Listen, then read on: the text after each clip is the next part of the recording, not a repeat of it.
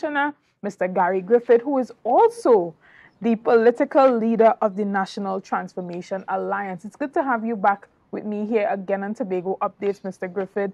It's always a pleasure to have the conversation. How are you doing this morning? Fine, thank you. Likewise, always a pleasure to be on. Right, excellent. And Tobago is always excited to hear about what is going on with you in the latest developments, especially where this case with the current government is concerned. Last time you came here, you were very adamant about the need for the maintenance of democracy in Trinidad and Tobago, especially where the Police Service Commission is concerned and where the TTPS is concerned. We were talking back then about the appointment of the new police commissioner, Mrs. Sheila Christopher, and you extended your congratulations to her, but you also indicated that it was extremely important for her to understand the independence of her role that is separate and apart from the government.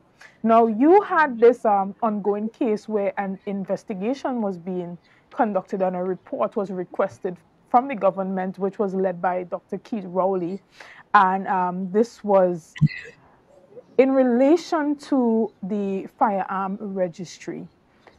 And this is something that you was in charge of during your time as police commissioner, and a report was requested while you were supposed to be temporarily appointed as the acting police commissioner. Tell us a bit about how that case transpired, because there are a number of persons who have not really followed it in detail and understand really and truly what it is. So we want to start off by really giving people an understanding, a deeper understanding of really what happened in this case, because there are a lot of moving parts. There were a lot of accusations. There were a lot of claims. There are a number of leaks that happened in the media that hinted to some level of misconduct on your part. So give the people a little bit of a background on how this case even transpired, where it started. Yeah, sure. Good morning again. What is unfortunate is that there's something known as democratic dictatorship, when it is that you have a government feel that they can now take control of the police service, the defense force, the DPP's office, and if it is that you don't get what you want, you start putting pressure on them. You would have seen the pressure that went on me when I was commissioner of police, because it seemed that to some that I wasn't moving fast enough to arrest political opponents. And I told them where to get off. And that is where the fallout took place. You'll notice the same thing taking place with the DPP right now. The DPP cleared certain persons politically opposed to the government in the Piarco matter. Within a few days, all of a sudden, people go on the platform and start attacking the DPP. That is what happened. That is a very dangerous precedent when it is our independent bodies are now being affected. In this situation that would have taken place, and with firearms, this government has a good, one thing they are very good at. You see that manipulation of trying to influence the public into believing lies. That's what they do. They do well. With Emailgate, you would have seen you can't have anon@mail.com. If the server is not an email authentic server and the address is not correct, then you can't forward emails, you can't receive emails, you can't send emails. But you lie so often on it and you go and hide in Parliament, you get 150,000 pay them till they're dead to buy it. And that is sad. Thankfully, there are 250,000 what you call floating voters.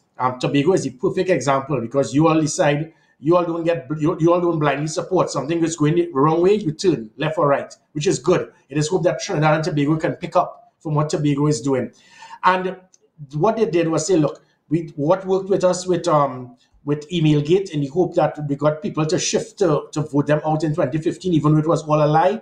We have a problem with Gary Griffith. We believe that Gary Griffith has some type of a following of that, the majority of that third constituency, not PNM or UNC till dead. And because of that, we have to destroy his character, his credibility, because that's one thing, as I said, PNM is very good at. We as the PNM, we are incompetent, we are failures, but if we keep saying that they are corrupt and they are thieves, we will get people to vote for us. And that's what they're very good at. The firearm situation was simple, was typical of that. When it is a government realizes that somebody had 89% national support, that public trust and confidence in the police moved from 14 to 55%, when every single crime was reduced, the highest in the history of Trinidad and Tobago, they got concerned. So they figured, look, we can't just let him leave. We have to destroy his credibility. So they brought up the lies about the firearms. And after 2 years, not one witness, not one document, not one report, not one thing on a video, nothing at all. It was all a lie. But they lied so well and kept saying it. And the one thing, again, what PNM they do is they hire civilians, pay them big money, and then could probably tell them, I am paying you this money, so this is what you must put in the report. So they'll take the report and then read it out to discredit the person. They did it with the Barrington report that fell flat. They did it with the Stanley John report that fell flat. 2 years now, as I said, not one person has even been held or interviewed as it pertains to white-collar crime with firearms. So it was all a lie for 2 years. They then decided, okay, the same way we worked with Emailgate to lie in Parliament and hide, let us do it with the firearms. So they formed an audit committee and said they were going to bring it in Parliament. This is what came in. I then immediately said, no, if you want to lie, be a man and say it outside Parliament. Don't go in Parliament and lie and be a coward to lie about me that it means that I can't sue you. This is what I took them to court for. What is amazing is that the Trinidad and Tobago Express... that during the period of the report being done and the investigations being done, that you were not contacted to do any interviews, to answer any questions from the committee that was put together. And now with any investigation, we know when investigations of this nature are taking place, that you actually give the person being accused the ability to answer a number of questions. So that also raises questions on the validity of the report. But what is interesting is a number of your former colleagues or a number of retired men in the service played a key role on the council that was conducting, the committee that was conducting that report. What does that say for the level of camaraderie and the trust that exists within the TTPS? Well, again, and that's what this case was about. So if anyone who reads today's Trinidad and Tobago Express, you could change the Express to the Balizé newspaper, because the headline was totally misleading. They said the judge ruled against Griffith. Every single thing that we requested in the court, we won. We won every single one. So if I can forward it to you, the court order. The order in 150, starting in 159, it stated that nothing must be published to any party other than the Commissioner of Police. They wanted to send it to Parliament and to make it public. 2, it said the claimant must be given an opportunity in relation to any investigation. It was not done. 3, there should be no investigation. Should no investigation ensue, then the prohibition would be absolute, which means that the audit is virtually dead now. 4, in para 160, it said the Prime Minister acted in an irrational manner. This is the court saying that about Keith Rowley, and the AG doing a false release, and then Express, the PNM Express newspaper stating that the judge voted against Griffith. They misled the country. Look at it's here in 160. This court order, it can be given to anyone yesterday. The Prime Minister operated in an irrational manner. 5, there was a breach of the rules of natural justice and fairness in relation to the claimant. Yet the Attorney General sends a misleading release to say that there was no natural justice affected. It is here. So it seems that the Attorney General cannot read. We might need to draw photos for him in future. Para 6 in 161, an injunction is granted restraining them from putting anything in Parliament, which is this is what I put. My main request was for it not to go to Parliament. The court has ruled it will not go to Parliament, yet the Express PNM newspaper has stated that the judge ruled against me. It also stated in 163, the court became alarmed that the executive exerted power to send persons in a team of ex-police officers at that who are no longer subject to the police service rules and regulation to investigate police records. This is a concern by the court. 8, those records are obviously related to the operations of the police service and ought not, in this court's view, to fall into the hands of the executive.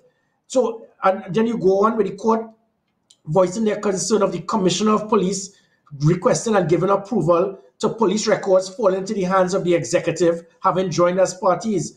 I mean, so all of this shows that every single thing that was done by the government in the audit, you don't hire civilians, force them into the police service, have them launch an investigation, let them give you a report, and then you go in Parliament like a coward to lie. That is why I said, your name, man, Keith Rowley, speak outside Parliament of what you want to say. And to the persons in the audit committee, as was put in the court, you are civilians. What right you have to get involved? And what has happened now, let me tell you, Tobago, the firearm dealers and the firearm holders who have been affected by these civilians pretending that they are police, asking them for questioning them, they can now sue the state because of interference in private and confidential information between themselves and the police service.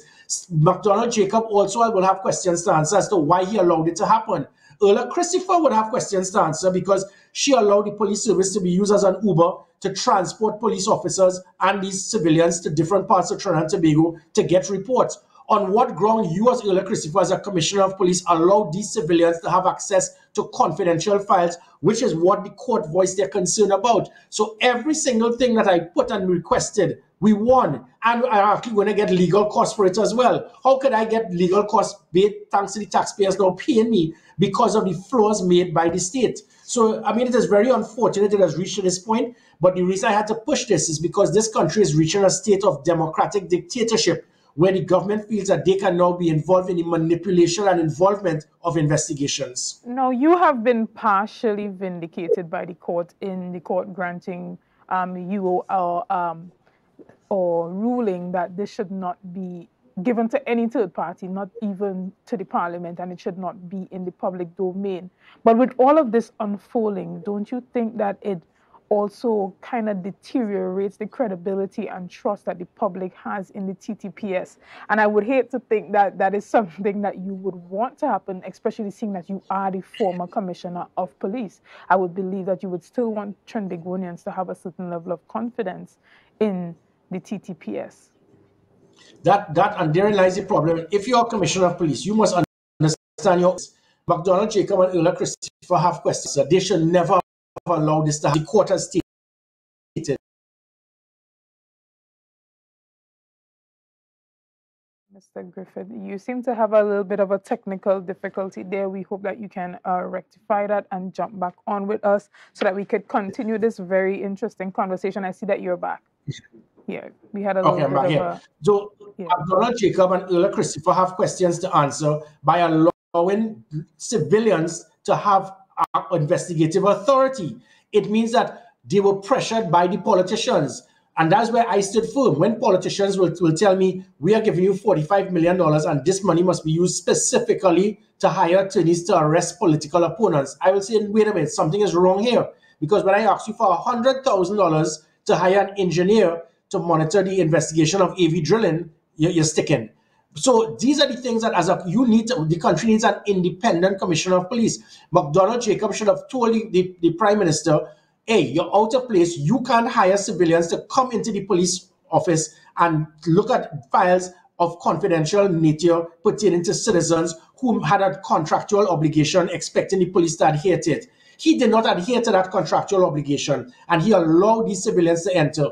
Earl Christopher has allowed this to continue and caused the police service to be a transport unit to be transporting these civilians all over Trinidad and Tobago, demanding questions.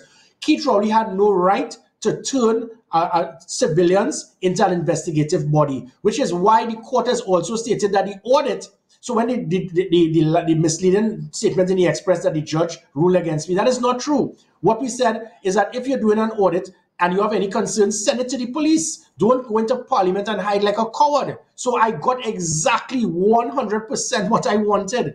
So it is unfortunate what you said. McDonald, Jacob, and Earl Christopher should have stood firm and told the prime minister in a local parlance, listen, you're out of place. You can't hire civilians to come into the police service to investigate matters of the police. This is a police matter. And the court has ruled this. The court has voiced their concern that persons who are no longer police officers were there to investigate police records. How could you do that? And this is, however, are the persons that the 41 members of parliament voted for unanimously to say that she is the best person for the job. So they are the ones who have questions to answer by allowing this to happen, because it is hoped that Earl Christopher does not operate anymore like McDonald Jacob, because what he did was wrong. And he very well could go before the police complaint authority with these individuals reporting him for why it is you allow civilians to enter the police service to launch investigations as stated in the court ruling. Ultimately are requesting that the entire report be squashed because of the type of practices that were used to get the information. You indicated the illegitimacy of having civilians being able to access quite confidential and sensitive information from the police service during the time of the investigation, and even being able to use, former police officers to do that work.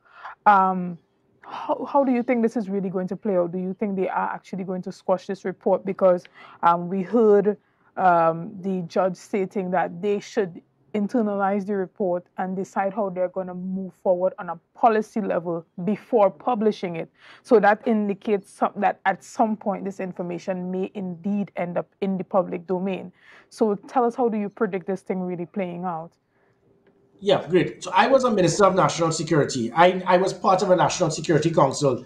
So the misleading information that we didn't want an audit to take place, that is nonsense. A National Security Council has the right to have an audit, but you can't have an audit team get into the police service to launch investigations. So you can have a committee, you stay outside of the police service, and if you have information that may allude to criminal activity, which is what the court says, your only avenue that you could do with this report is if you feel that there's a concern of somebody breaking the law, send it to the police, which is what the National Security Council could only do. The National Security Council has no operational authority. They are not even part of the Constitution. They are a subcommittee assigned from cabinet, so they don't have authority. What they have is the permission to spend big money, hire people who could be close to them, and then write what they want in a report. What the court has stated now is if there's any information you have to keep that to yourself, because that is you as a politician hiring civilians. That has nothing to do with parliament. That has nothing to do with the law. If it is you feel that there's a policy that needs to be changed, you change it in cabinet. If there's a law that needs to be amended, you go to parliament. But don't go and use parliament as a rum shop to go and speak to bad talk people as you did with Emailgate. This was a planned Emailgate reloaded and they failed. The court has blocked them and told them where to get off. So what is going to happen now? Their only option is which is what we also wanted. You have a concern and you want to accuse people of something, report it to the police. And if these 4 civilians who did not have the common sense to understand that if you are doing an audit, the first thing you must do is to speak to the person in charge of the organization that you're auditing, which shows their incompetence or their personal agenda. If these individuals now go to the police with an allegation of someone involved in criminal activity, and the police realize that it is null and void, these individuals can now be charged for wasting police time. In addition to the persons they accuse can now sue them for defamation by you making a false allegation of them in the police station. So I welcome these 4 jokers now. Go in the police station and report a crime was committed. If you don't have, and what I've heard in this report, it is littered with, it is alleged, we have heard, it has been brought to my attention, which is the typical PNM propaganda of lies, but if you go to parliament with the lies, you cannot be sued.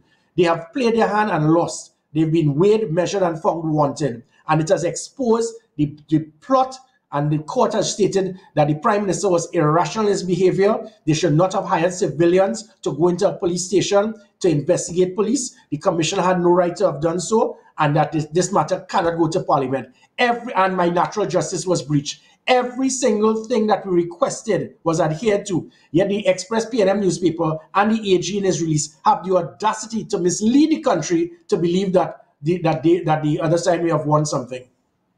And again, thank you for your time. It's always a pleasure to sit with you, but unfortunately, we have to go because we have a number of other conversations that we have to have this morning. But before you go, let us know, do you feel vindicated by the decision that was made by the judge in this case? Well, yeah, it's not just myself. This is to ensure that people, that this government, which seems to be very vindictive, and they feel that anybody who is outside of the PNM is the enemy and we must arrest them or lock them up. What I have done is to show that our justice system is not politically manipulated. For the court to rule everything against the government, it shows that the government does not have control of the courts, which is thankfully the last bastion of hope we have, that and the office of the DPP. So we have to make sure that these independent institutions cannot be abused and controlled by the government, because if you do that, that is what is called dictatorship. So this was not about Gary Griffith. This was to put a plug and to tell Keith Rowley, back off. You're going too far now. Know your place.